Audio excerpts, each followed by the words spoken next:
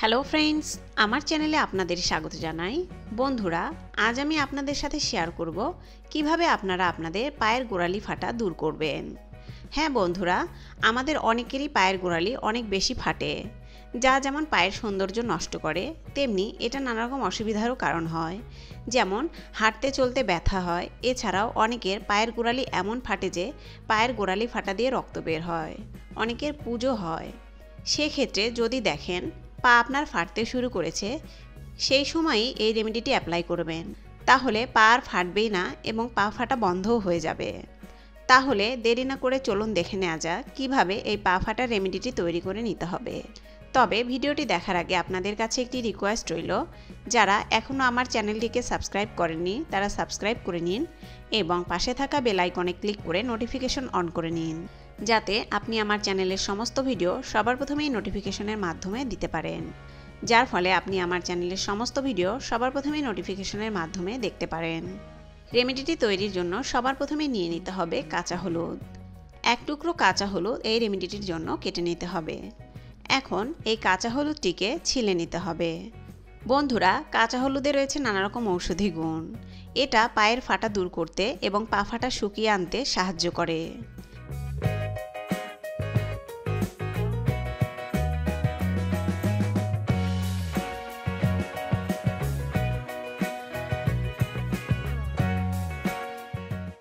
এখন এই কাঁচা হলুদটিকে একটি গ্রেটারের সাহায্যে গ্রেট করে এর পেস্ট তৈরি করে নিতে হবে।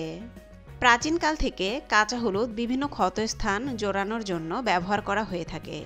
তাই পা ফাটলে এখানে কাঁচা হলুদের রস অ্যাপ্লাই করলে ফাটা যেমন কমে যাবে, তেমনি পা ব্যথাও কমে যাবে। এভাবে গ্রেটারের সাহায্যে পেস্ট করে নেওয়া হয়ে গেলে একটি পরিষ্কার পাত্রে কাঁচা হলুদের পেস্টগুলোকে নিয়ে নিতে হবে। এরপর এর সাথে অ্যাড করে নিতে হবে 1 চামচ লবণ।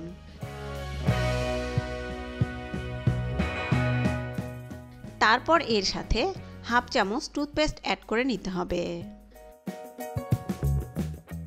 তারপর যে উপাদানটি নিয়ে নিতে হবে তা হচ্ছে ইনো।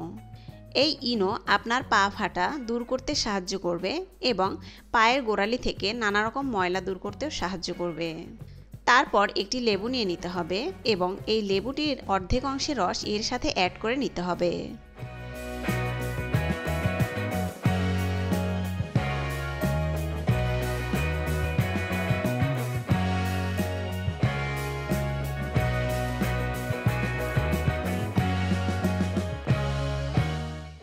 এরপর সবশেষে এর সাথে অ্যাড করে নিতে হবে 1 চামচ কর্নফ্লোর।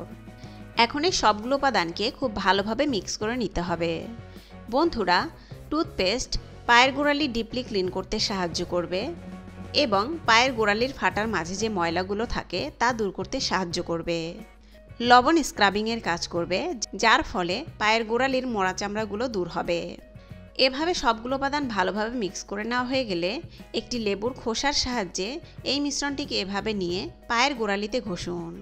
প্রায় 5 থেকে 10 মিনিট পর্যন্ত ধীরে ধীরে ঘষুন। দরকার হলে পুরো পায়ে এই মিশ্রণটি দিয়ে এভাবে ঘষুন। এভাবে পায়ের গোড়ালির উপর ঘষুন 5 থেকে 10 মিনিট পর্যন্ত। তারপর দেখুন আপনার পায়ের গোড়ালি কতটা ক্লিন হয়ে গেছে এবং পায়ের গোড়ালির চামড়া কতটা সফট হয়ে গেছে। এভাবে 10 মিনিট পর্যন্ত ঘষা হয়ে গেলে আরও 10 মিনিটের জন্য মিশ্রণটিকে রেখে দিন। তারপর হালকা গরম পানি দিয়ে পা ধুয়ে ফেলুন। এরপর আপনাকে যে কাজটি করতে হবে তা হচ্ছে নারকেল তেল অথবা গ্লিসারিন কিংবা যে কোনো লোশন অথবা ভেজলিন আপনার পায়ে লাগিয়ে নিন। তারপর ঘুমিয়ে পড়ুন। সকালে উঠে দেখুন আপনার পায়ের গোড়ালি ফাটা কতটা দূর হয়ে গেছে। এভাবে সপ্তাহে 2 দিন করে করুন। 1 মাসে দেখবেন আপনার পায়ের গোড়ালি ফাটা একদমই দূর হয়ে গেছে। বন্ধুরা, পায়ের গোড়ালি যেন আর কখনোই না ফাটে, সেক্ষেত্রে আপনাকে যা করতে হবে তা হচ্ছে নিয়মিত পায়ের ত্বকে গ্লিসারিন বা নারকেল তেল অথবা ভ্যাসলিন দিতে হবে, যার ফলে এই রেমেডিটি ব্যবহারে আপনার পায়ের গোড়ালি নরম হবে এবং নিয়মিত ভ্যাসলিন বা গ্লিসারিন ব্যবহারে এটা সফট থাকবে, যার ফলে পায়ের গোড়ালি আর কখনোই ফাটবে না। ধন্যবাদ আজকের এই ভিডিওটি দেখার জন্য। ভিডিওটি ভালো লেগে থাকলে লাইক, শেয়ার এবং কমেন্টস করবেন এবং আরও ভালো ভালো ভিডিও পেতে আমার চ্যানেলটিকে সাবস্ক্রাইব করবেন।